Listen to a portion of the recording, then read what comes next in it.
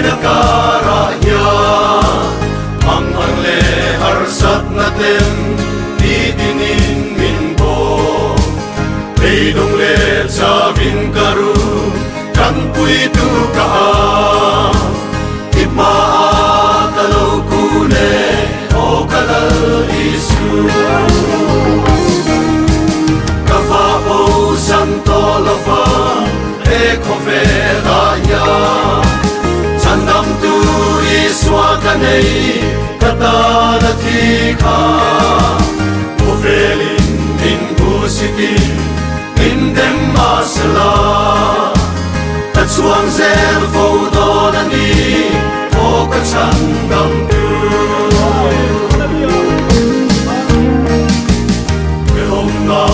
katorzong te katiam tu lovin Anom sat na turzongin katan fauchina Bidang ka na malsom na alo ni rensi Kator hilal pan napal fuitei kanilo Kafapo santo lova eko vedaya Sandam tu iswa kanei kata natika Ovelin min busiti indem masala Tatsuang zel fodonani o katsandam tu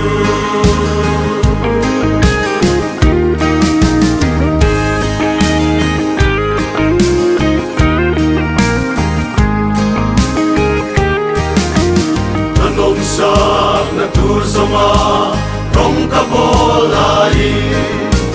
Katana ator na zong kalau ketsuaga Kataling sheom tenge ilaw torfele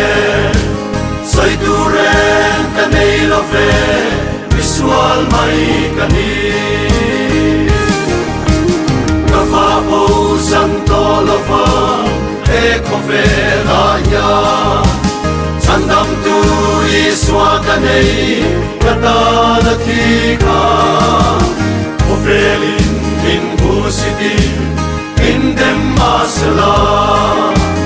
Tatsuang zel fodonani o katsandam tu Kafapo santo lova eko vedaya Sandam tu iswa kanei kata natika Ovelin din busiti